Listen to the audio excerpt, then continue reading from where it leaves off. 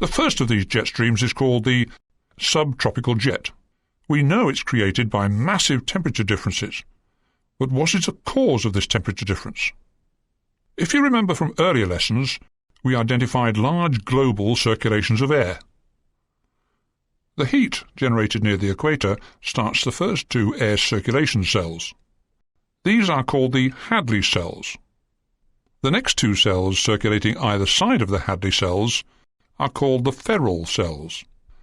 These cells have much cooler air circulation since they are at higher latitudes. Lastly, the cells circulating nearest the poles are the coldest and are called the polar cells. Remember, we need a large temperature difference for a jet to form. If you look here and here, between the Ferrel and Hadley cells, there is a junction of warm and cold air. This is where the subtropical jet streams are found. Notice that the subtropical jets are westerly. Looking at the one in the northern hemisphere, you can see that with your back to the wind, the cold air is to the left. However, in the southern hemisphere, the cold air is to your right. Always use these laws to help confirm upper wind directions.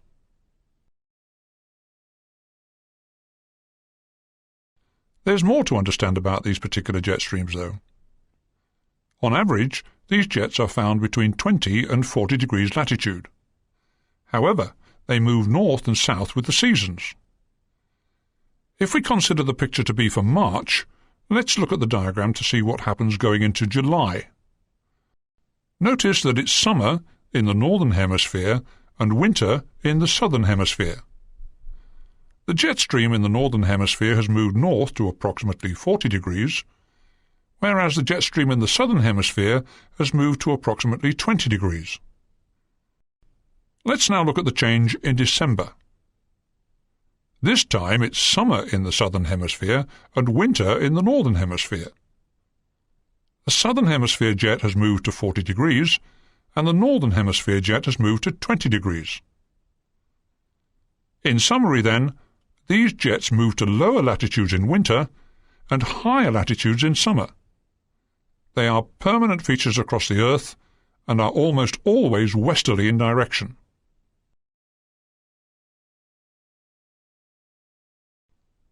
The subtropical jet streams are generally found at approximately 40,000 feet, roughly the 200 hectopascal level, but this will vary as the jets move north and south. Generally, though, we can say that they will be lower in winter and higher in summer.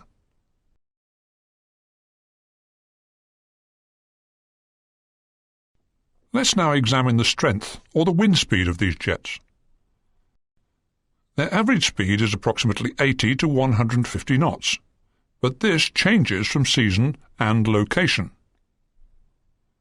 In summer, the relative temperature difference between the equatorial air and temperate air is small, but in winter the temperature difference is much more pronounced. If you remember, the greater the temperature differences, the greater the speed of the upper wind. So in general, the speed of these jets gets faster in winter and slower in summer. The location also plays an important part. Have a look at the diagram. We have a picture of Southeast Asia in the winter.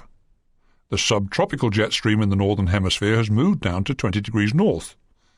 However, the Asian landmass, and in particular the Tibetan Plateau, has become very cold indeed. This increases the temperature difference even more, and on occasion the subtropical jet stream has been recorded at speeds of up to 400 knots. This is a rare situation, but it can happen. The subtropical jet needs to be closely watched in this area in winter.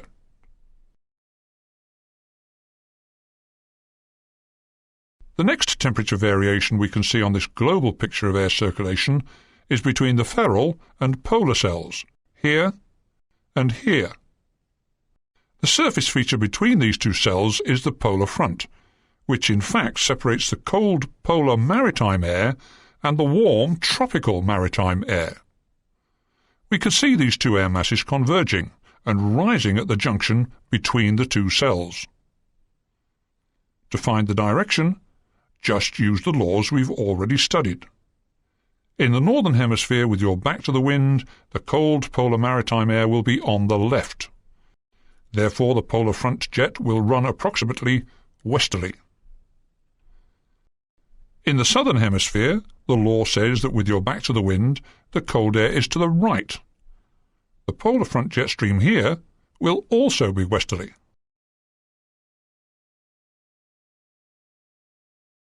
The diagram can look confusing, since we stated all jet streams are usually located in the warmer of the respective air masses.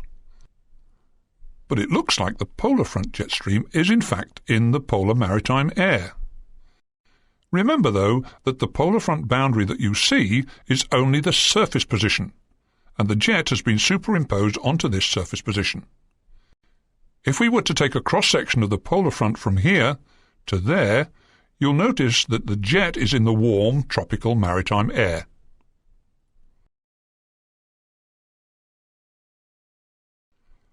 Looking back to the global picture, we can see that the jet is very sinuous.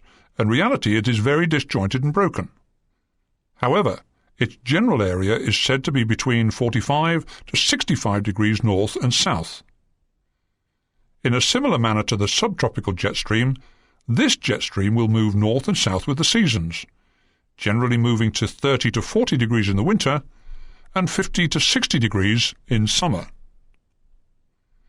In the southern hemisphere, the movement is moderated by the sea, since there is very little land to disturb the temperature and wind patterns.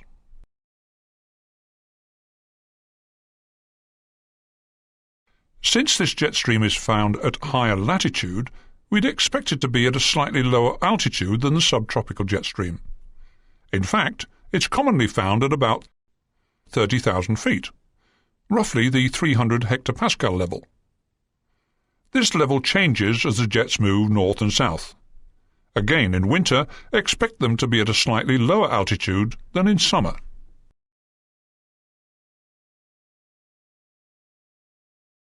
The average speeds are less than the subtropical jet, only about 80 to 130 knots. But similarly with the subtropical jet, the temperature variation between the polar maritime and tropical air masses are greater in winter, and as a result the jet will be faster and stronger, sometimes up to 200 knots or more.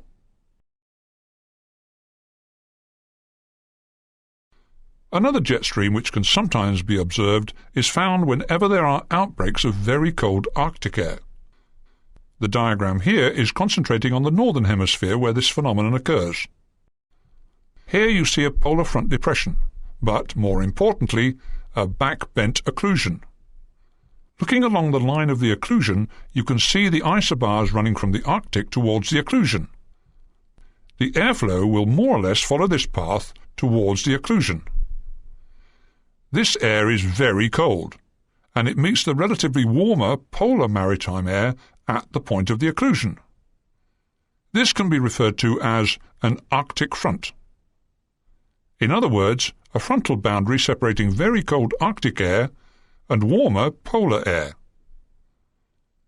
There can be enough of a temperature difference along this front to create a jet stream. This jet stream is called the Arctic front jet.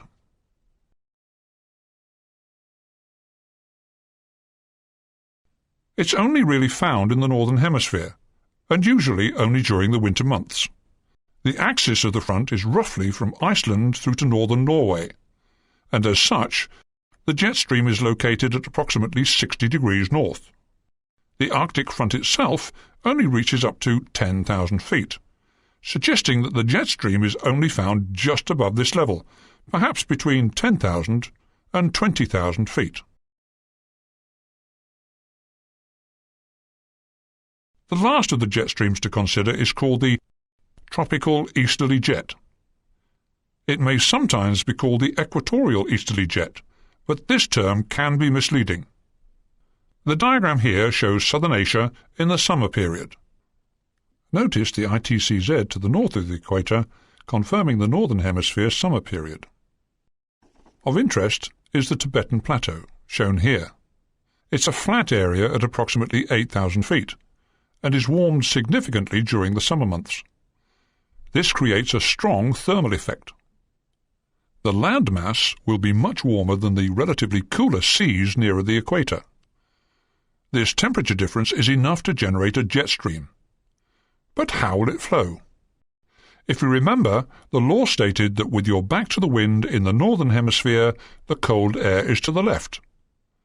This means that the tropical easterly jet stream must be in an easterly direction between the cooler equatorial seas on the left and the warm Tibetan Plateau on the right.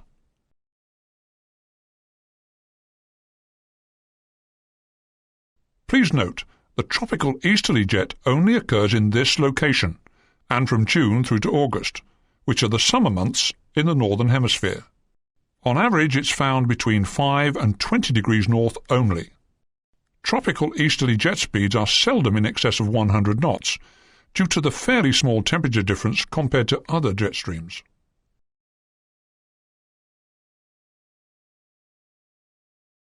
Since the tropical easterly jet stream is so close to the equator, it's one of the highest tropospheric jets, approximately 40,000 to 45,000 feet, or roughly the 100 to 200 hectopascal levels.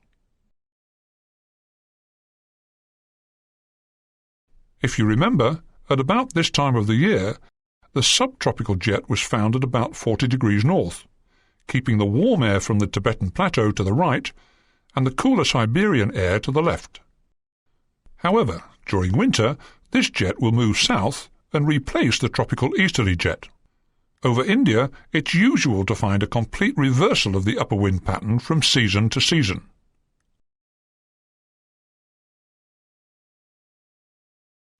The diagram shown here summarizes the positions of the jet streams across the globe. But be wary. They do wander and can migrate significantly with the seasons. Remember the rules about where clear air turbulence is found around jet streams. In the northern hemisphere, with your back to the jet stream, the cat is found facing the cold air. In other words, on your left. In the southern hemisphere, with your back to the wind, the cat is again found facing the cold air, but this time to your right.